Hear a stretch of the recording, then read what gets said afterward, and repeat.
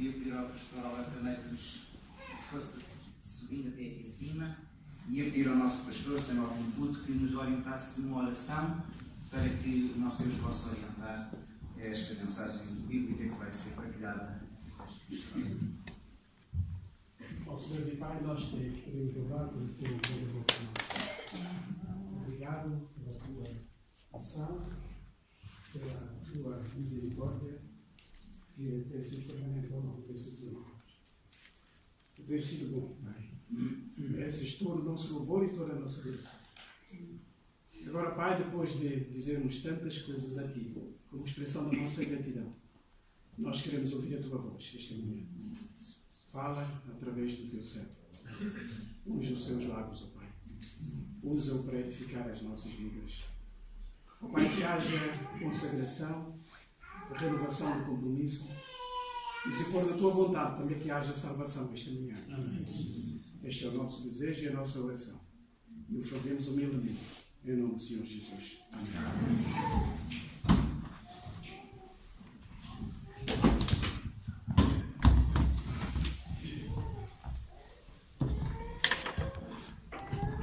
Prezados irmãos,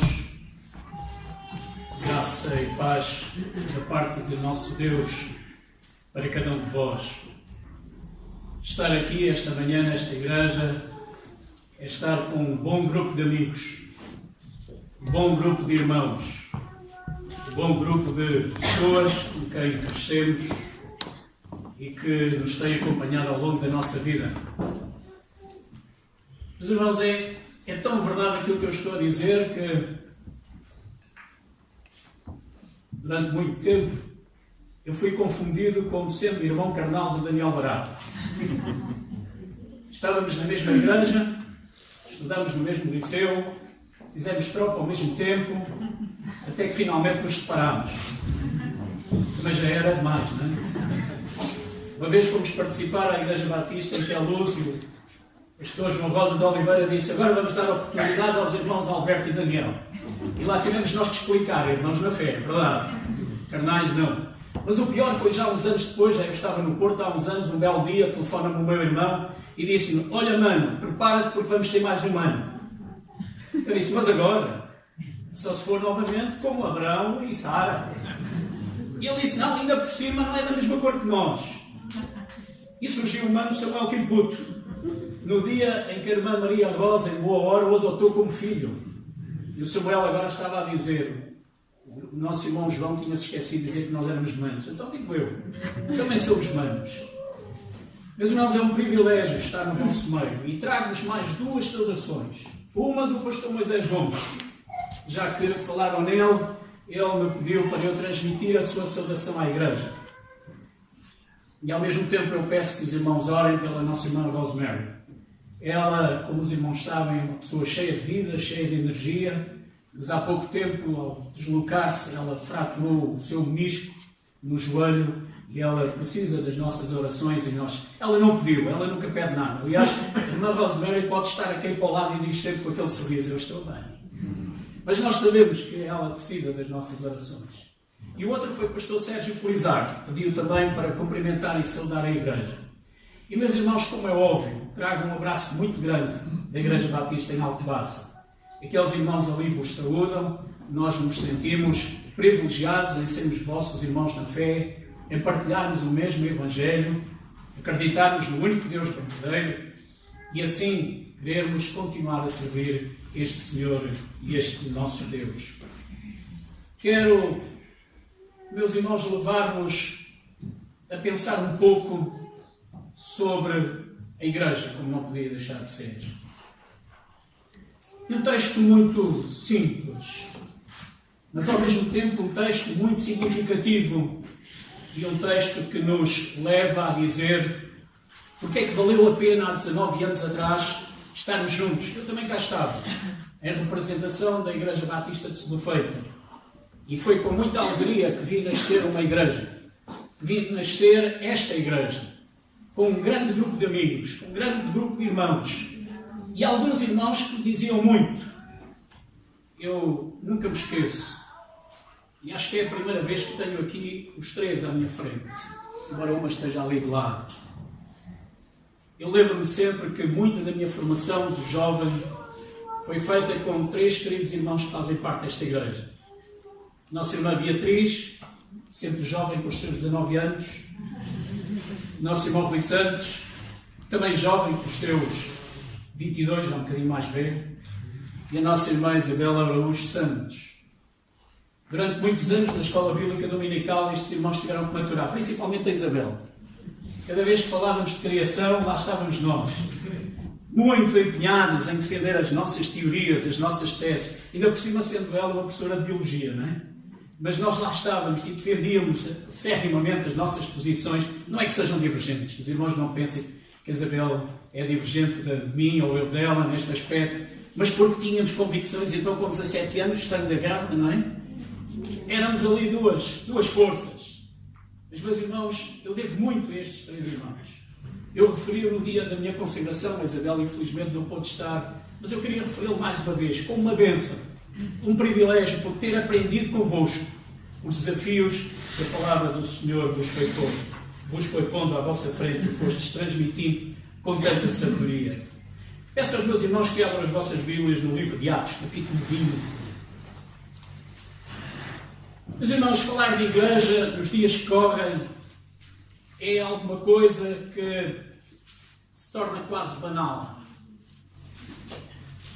Porque há muita perspectiva em relação àquilo que é a igreja. Eu não vou gastar tempo em falar da parte teológica da igreja. Os irmãos tiveram e têm bons professores. Primeiramente com o nosso irmão pastor Manuel Alexandre Júnior, agora com o nosso irmão pastor Samuel Quimputo. Os irmãos têm bons orientadores teológicos e tiveram, portanto não vou acrescentar nada aí. Mas, meus irmãos, hoje vou chamar-vos e vou apelar ao sentimento que nós precisamos de nutrir por aquilo que é a igreja. Porque, de facto, igreja não é um grupo de pessoas que se reúnem porque sim. Não é um grupo de pessoas que estão juntas porque sim. Não é um grupo de pessoas que vêm a um determinado local ao domingo de manhã porque sim, porque é tradição. Igreja é muito mais que isso. Igreja é um desafio constante. Igreja é algo que nós precisamos de sentir e precisamos de viver. Igreja foi algo que motivou homens ao longo dos tempos a darem a sua própria vida pela igreja. E principalmente temos que nos lembrar do seu fundador, o Senhor Jesus Cristo, aquele que é de facto o dono da igreja, aquele que é a pessoa a quem a igreja pertence.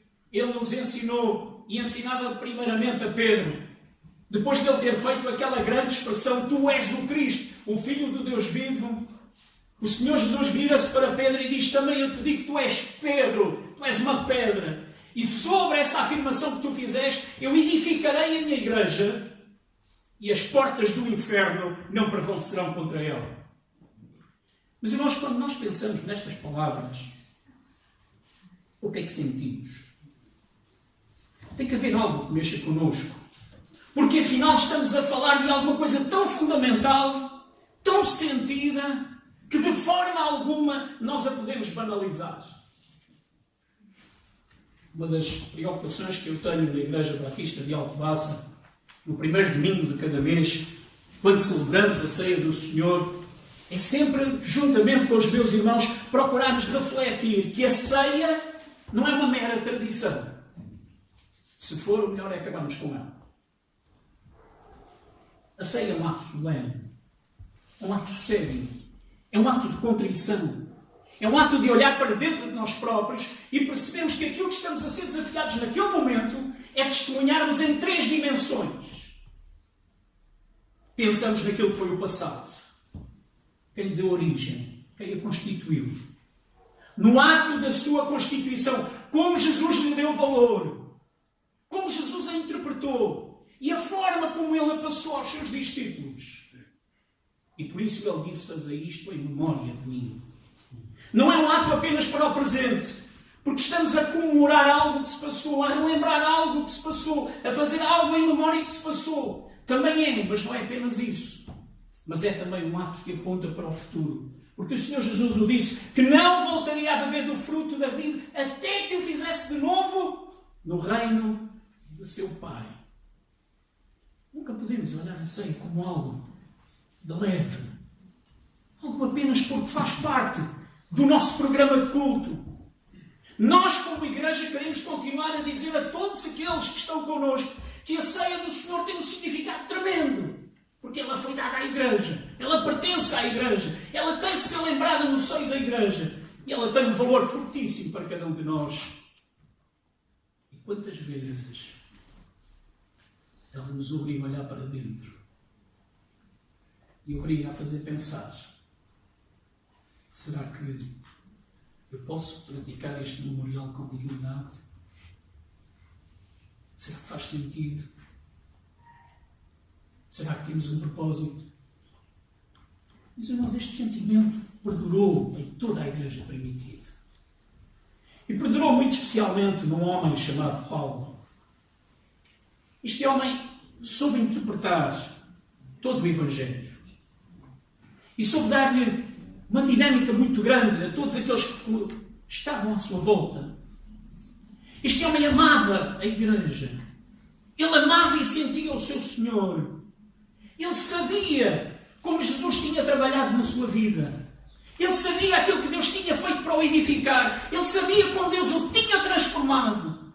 E o tinha levado ao caminho que agora era o caminho que ele queria trilhar. Desce por onde desce.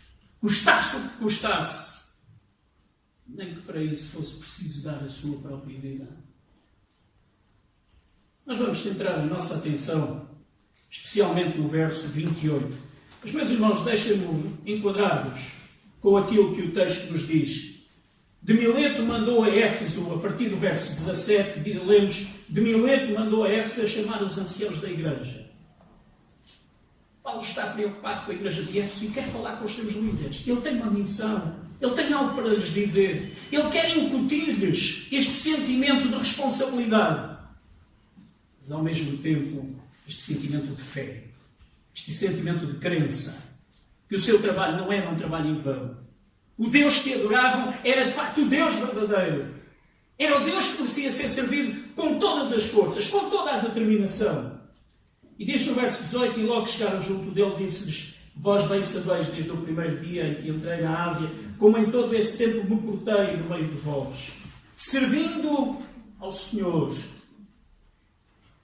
Servindo ao Senhor, a igreja serve ao seu Senhor, com toda a humildade e com muitas lágrimas e tentações que pelas ciladas dos judeus me sobrevieram. Mas, irmãos, o percurso das igrejas nunca é um percurso liso, nunca é um percurso só de alegria, nunca é um percurso só de felicidade.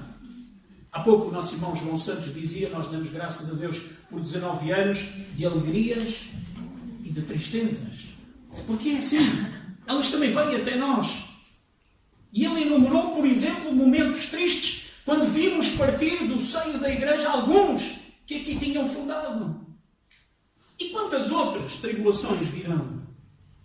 Meus irmãos, quando houver alguma igreja que não tenha tribulação, os irmãos desconfiem. Pode ser alguma coisa, mas a igreja não é.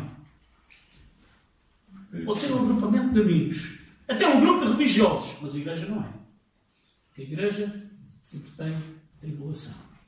A igreja sempre tem desafios. E Paulo sabia. E por isso ele partilhava. Verso 20. Como nada que útil seja, deixei-vos anunciar e ensinar publicamente e pelas casas, testificando tanto aos judeus como aos gregos a conversão a Deus e a fé em nosso Senhor Jesus Cristo. Aquele que o mantinha. Aquele a quem ele tivera aquele encontro pessoal que transformara completamente a sua maneira de ser, a sua maneira de estar, a sua maneira de olhar, a sua própria vida e aqueles que estavam à sua volta. E agora verso 22, e agora eis que ligado eu pelo Espírito, vou para Jerusalém, não sabendo que lá me há de acontecer. Senão que o Espírito Santo de cidade em cidade me revela, dizendo que me esperam prisões e tribulações. Mas qual era o estado de espírito de Paulo? Faça aquilo que Deus lhe vinha revelando. O que é que ele queria? O que é que ele sentia? O que é que ele queria transmitir? Meus irmãos, verso 24. Mas em nada.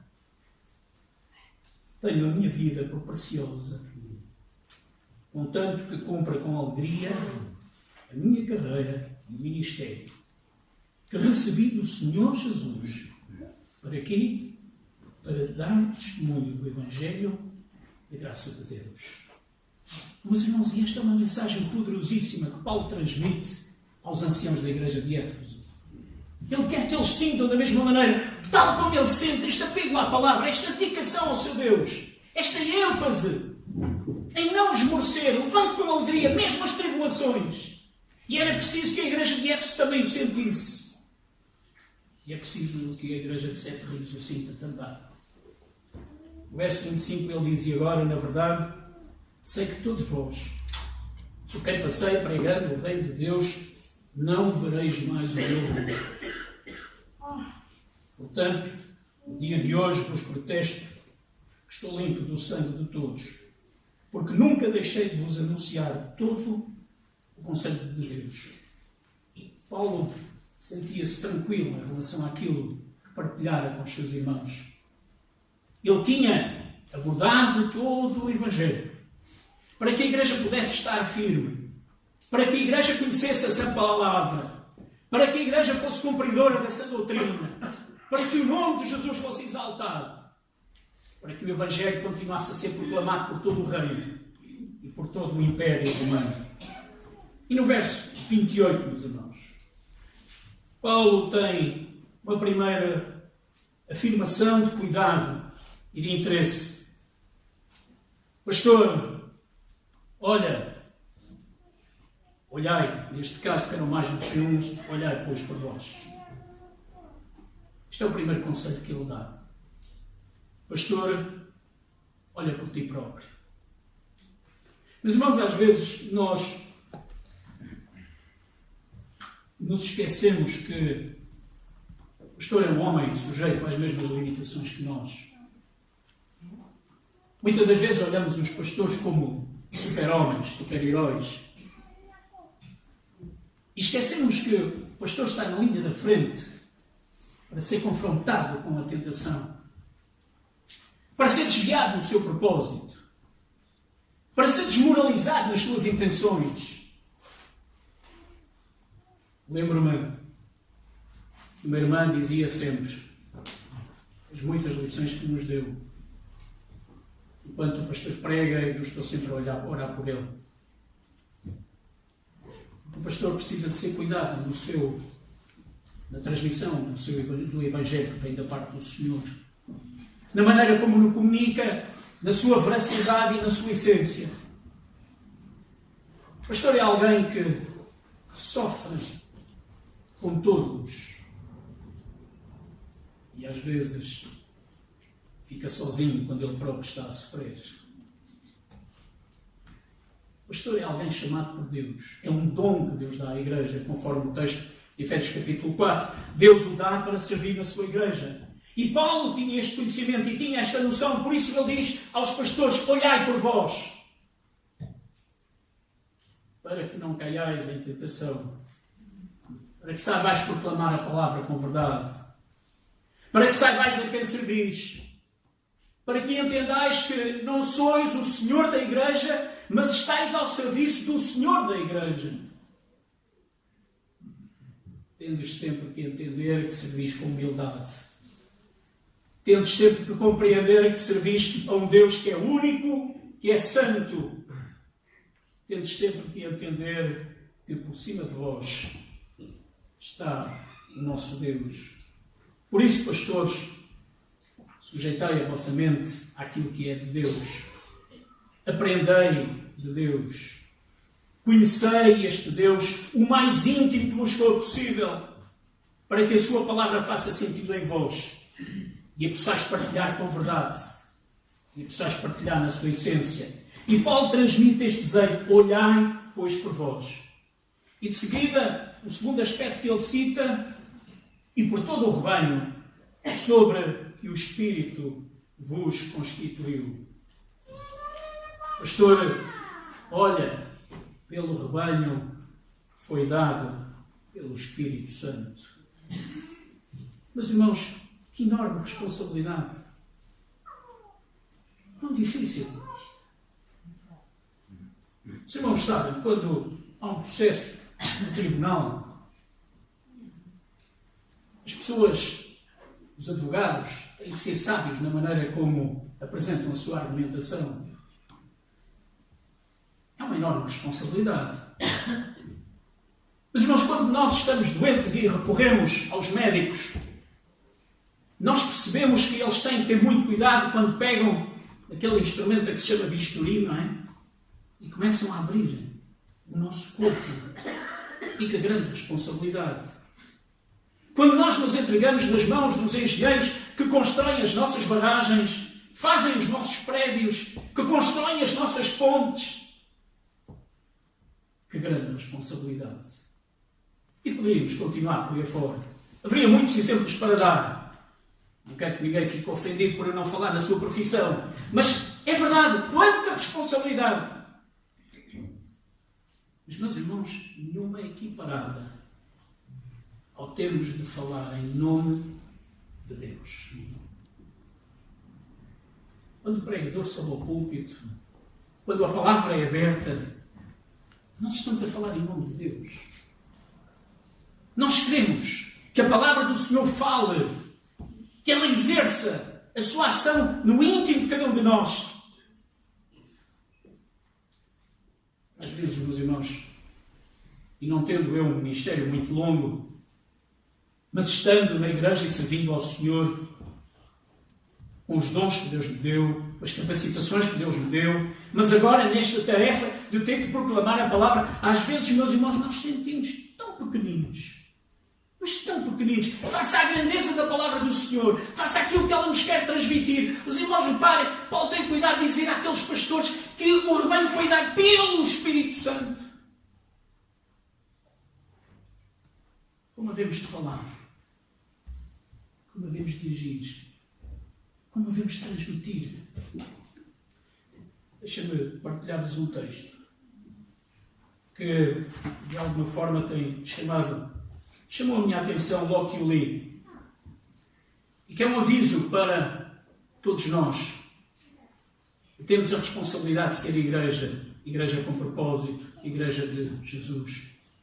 Muitos crentes, diz este texto, começam a sua vida cristã com grande júbilo e expressões singulares de amor genuíno. Aos poucos, porém, vão arrefecendo na sua fé. E as igrejas, tentando travar esse arrefecimento espiritual, essa tendência para a acomodação, a inércia e o conformismo, fazem curso de discipulado, experimentam novas metodologias, agitam-se a experiências múltiplas de culto, cada vez mais espetacular, com o recurso ao melhor das novas tecnologias. Multiplicam-se os planos, as estratégias e as técnicas da espontaneidade simulada. E cada vez mais distante do modelo bíblico, acabam por expor ao ridículo o testemunho da verdade do Evangelho. Eu vou ler novamente. Acabam por expor ao ridículo o testemunho da verdade do Evangelho.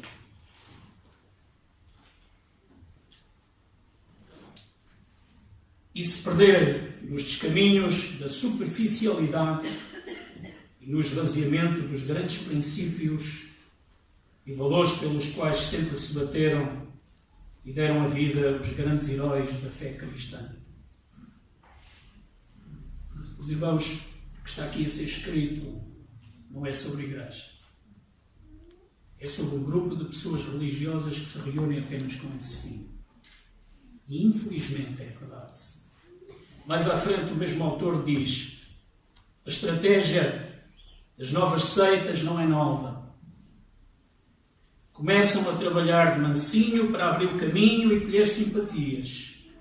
Prometem o que não têm para dar.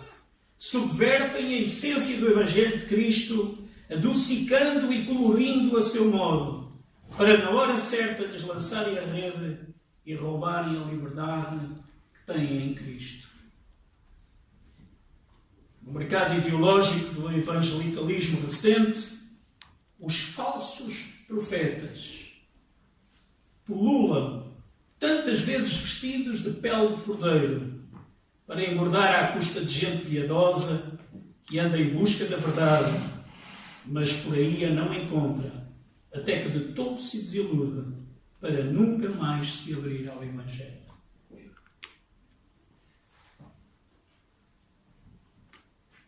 Este texto está no livro que se chama Paulo aos Gálatas, carta magna da identidade cristã, a verdade do Evangelho. E se os irmãos fizerem muita força e quiserem comprar o livro, talvez o autor ainda hoje vos dê um autógrafo, porque ela é do nosso irmão pastor Manuel Alexandre Jones. Eu quero dizer, meus irmãos, que ao preparar a meditação desta manhã e ao ler este texto, eu disse, é exatamente isto. E eu tenho que partilhar isto com os meus irmãos. Porque é a verdade, meus irmãos, porque é a verdade. Estamos no mercado do facilitismo. Estamos no mercado da igreja que mais consegue atrair, independentemente daquilo que prega. Há pouco tempo houve um funeral lá em Alcobaça. Eu não pude estar presente. E o pastor Moisés Gomes, que estava cá, acompanhou aquele funeral. Quando nos encontramos, eu perguntei, pastor, o funeral correu bem? E ele disse, Alberto, ainda bem que você não foi. Mas porquê? O que é que se passou? Foi dirigido por alguém que é um curioso dos textos bíblicos. E o pastor Moisés dizia, sabe como é que correu o funeral? O funeral correu assim. A pessoa começou o seu texto, houve umas participações no cemitério, acompanhados à viola, umas grandes cenas, agradecimentos ao público pelos aplausos que eu não ouvi da parte de ninguém. E o pastor, quando usava da palavra, dizia, bem, meus irmãos, a Bíblia diz mais ou menos isto. Mais ou menos isto. E o pastor Moisés ficou chocadíssimo com tudo isto, como é evidente. A Bíblia diz, ou a Bíblia não diz? O Evangelho é pregado com sentido ou não é pregado com sentido? A Igreja é responsável pela palavra, pela proclamação, por aquilo que é a sua essência. Ela recebe o dom do Espírito, os dons do Espírito, para os pôr à disposição do Senhor, para que a obra seja feita, para que o corpo cresça. E quão grande é a responsabilidade do pastor em tudo isto. Meus irmãos, o terceiro aspecto está logo a seguir. Olhai, pois, por vós, por todo o rebanho, sobre que o Espírito Santo vos constitui bispos, para quê? Para apacentardes a Igreja de Deus. Para apacentardes a Igreja de Deus. Meus irmãos, quantas vezes nós já ouvimos falar, a Igreja não é nossa? Mas mais do que ouvir falar, está escrito. A Igreja não é nossa. Não pertence a pastor algum, não pertence a nenhum diácono, não pertence a um irmão mais dadivoso, não pertence a um irmão mais exigente, ou que tenha melhor capacidade de falar, de cantar ou de agir. Ela pertence ao Senhor, nosso Deus. E este sentimento muitas das vezes é escondido, é esmagado por aquilo que muitas das vezes é a prática da igreja, é a prática do grupo. Há igrejas que abafam tudo isto e há grupos que abafam tudo isto apenas com a tradição. Sobrepõe a tradição a tudo. Sobrepõe a tradição a todos. E a igreja não faz o seu verdadeiro sentido. Paulo não queria que isso acontecesse. E por isso ele dizia exatamente isto, para apacentar-te a Igreja de Deus. E, meus irmãos, eu não vejo mais o conceito do cuidar, do estarmos juntos, do vivermos em harmonia, como é fundamental e como é defendido pela palavra de Paulo a estes irmãos, a estes anciãos da Igreja de Éfeso. Que conteúdo é que nós temos para dar a uma igreja? Meus irmãos, o único conteúdo que nós podemos ter é a palavra do Senhor. O único conteúdo que nós podemos ter é a cruz de Cristo. Eu quero agradecer ao nosso irmão Tito Santos pela lição desta manhã. Ele falava sobre o livro de Levítico, o seu capítulo 16, na expiação. E é verdade aquilo que ele disse e aquilo que ele procurou transmitir. Mas, irmãos, nós já fomos espiados, o nosso pecado foi espiado. E esta centralidade da palavra tem que ser constante. Estejamos nós na escola dominical, estejamos nós no culto. A centralidade desta ideia tem que ser vivida e sentida por cada um de nós, como Paulo a sentia, como ele queria transmitir àqueles anciãos de Éfeso. Irmãos, se assim não for, não vale a pena. Há tanta coisa para nós fazermos. Há tanta coisa que nos pode levar a não estar aqui ao domingo de manhã. Há tanto desporto. Há tantas caminhadas. Há tantos programas curiosos. Há tanto futebol. Há tantos cavalos aí no hipismo para as pessoas aprenderem a andar a cavalo. Há tanta coisa para nós fazermos. Às vezes, em jeito de brincadeira, eu digo na minha igreja, meus irmãos, às vezes eu olho para os bancos da igreja, vejo que falta o irmão A, o irmão B, o irmão C, e chego à conclusão que os irmãos só faltam ao culto por duas razões. Por tudo e por nada. E às vezes assim parece, meus irmãos, porque parece que tudo nos atrai. Tudo tem prioridade em relação ao tempo que nós devíamos ter para dar ao nosso Deus. Porque há coisas tão importantes para fazer. Por exemplo, preparar o almoço para a família. É fundamental. Ir acompanhar uma amiga numa caminhada. Não podemos deixar a amiga. E estas ideias vão entrando. E nós não percebemos.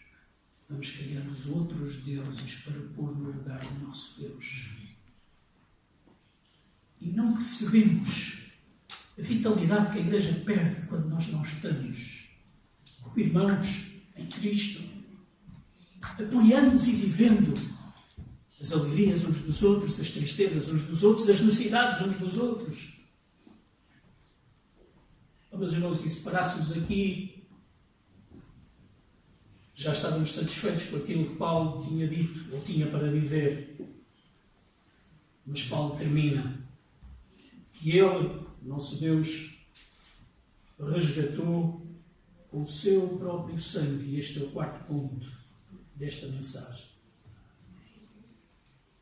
O pastor olha pela igreja resgatada por preço. Que preço foi pago? O que é que custou ao nosso Deus a igreja? Um escritor chamado Scott McKnight escreveu um livro que se chama O Credo de Jesus. É um livro muito interessante. Neste livro, O Credo de Jesus, ele explica que para ele o Credo de Jesus eram 2 versos. Deuteronômio capítulo 6, versos 4 e 5. Quando o autor diz: ouve, ó Israel, o Senhor nosso Deus é o único Senhor. Por isso, amarás ao Senhor teu Deus, todo o teu coração, todo o teu entendimento, com tudo aquilo que tu és, tu deves amar ao Senhor teu Deus. E depois Paulo acrescentou o texto do Levítico capítulo 18 e verso 19. Na sua parte final do verso, quando diz: e amarás ao teu próximo como a ti mesmo. E este, para o autor, é o credo de Jesus. Era aquilo que Jesus sentia. Era aquilo que Jesus vivia. Era aquilo que Jesus transmitia. Meus irmãos, quando nós olhamos este texto, pensamos sobretudo em 2 momentos. Eu quis partilhar convosco 3 ou 4 fotografias. Pela graça de Deus, este ano tivemos a oportunidade de ir a Israel. E de estar nestes locais de que a Bíblia nos fala, que o Senhor nos fez chegar através do texto sagrado. E para alguns daqueles que já lá estiveram, certamente tiveram o mesmo sentimento que eu. É tão especial. Nós passarmos por todo aquele país e vivermos que, não sendo ele grande, tem um significado como nenhum outro país do mundo tem. Quando chegamos ao alto e vemos a cidade de Jerusalém, como nós entendemos a expressão que Jesus teve, Jerusalém, Jerusalém, e como ele chorou sobre a cidade. Quando nós estamos no Monte das Oliveiras, como nós olhamos toda a cidade e como nós compreendemos aquilo que foi o íntimo do coração de Jesus, movendo-se por amor daquela cidade. Mas há 2 sítios extraordinariamente importantes e altamente significativos. Um é o Gólgota. Quando nós olhamos aquele lugar, nós sentimos estas palavras de uma forma mais profunda. Antes disso, um outro momento foi o Getsemane. E, meus irmãos, nós estivemos ali naquele jardim do Getsemane e tivemos a oportunidade de estar numa zona privada. Tivemos a felicidade de ter um guia que, embora judeu, era de origem argentina. E a pessoa que cuida daquela parte do jardim também é argentino. Então ele lá conseguiu convencer a pessoa a abrir-nos a porta. E nós tivemos a oportunidade de estar naquele jardim. Oh, meus irmãos, e como é profundo nós sentimos aquele lugar. Como é sério. Como é até intimidante. Porque nós nos recordamos que ali o Senhor Jesus sofreu amargamente. Diz o texto que as suas gotas de suor transformaram-se em gotas de sangue. Ele estava pronto a pagar o preço para aquilo que ele tinha vindo. E Scott McKnight escreve no jardim do Getsemane, Jesus antecipa o Gólgota. E de facto assim foi. O Senhor Jesus antecipou tudo aquilo que viveu. O momento que ele ia passar. O sofrimento que ele ia ter. Ele estava pronto. Mas foi tão difícil, foi tão duro. Por isso o autor diz, Jesus está connosco. Na nossa dor, no nosso sofrimento, nos nossos encontros inesperados e repugnantes com a ofensa e onde as nossas injustiças.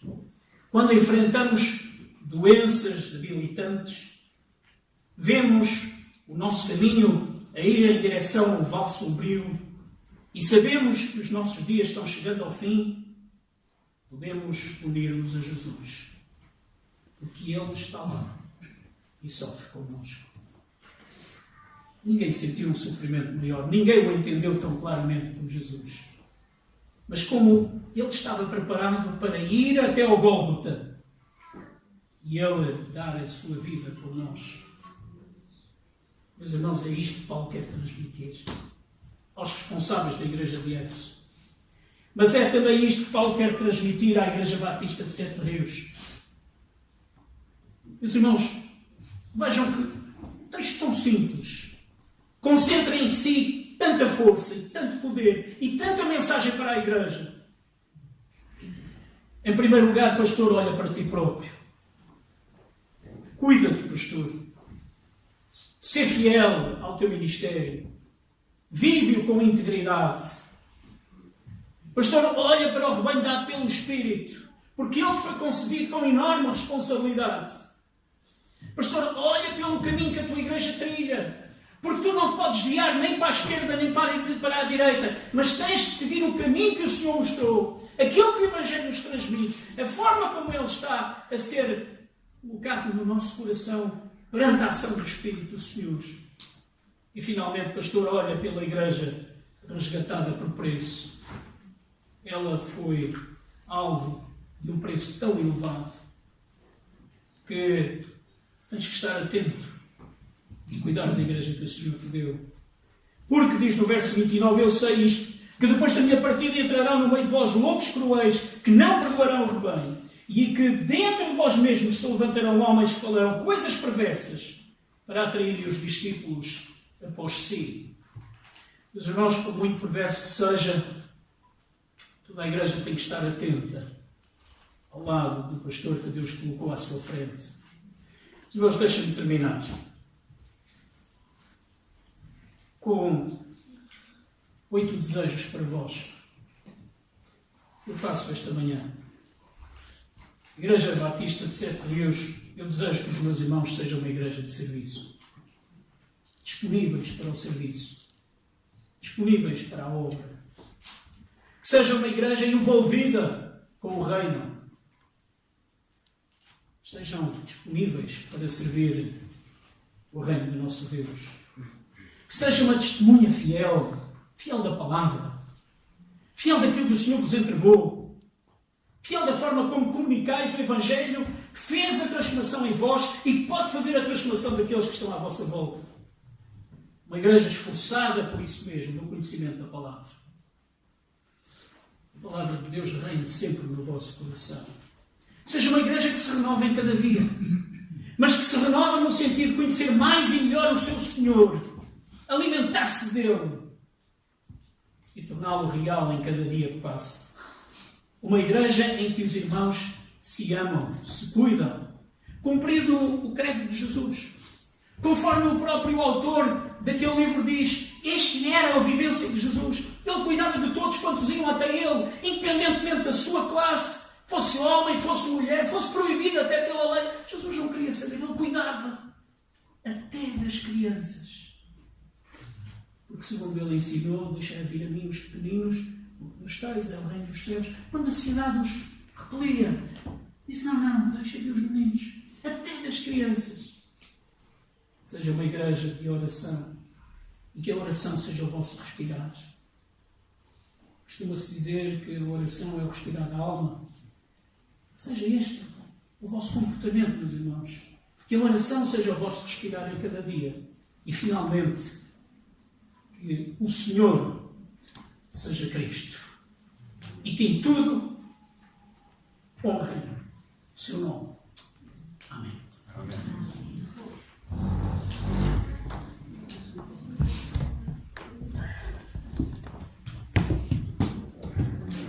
Que possamos honrar Cristo, que possamos cumprir estes desafios ou progredir nos desafios, que possamos com alegria servir o nosso Deus, sendo conscientes que teremos lutas, teremos adversidades, mas que as alegrias e as conquistas também são bênção do nosso Deus.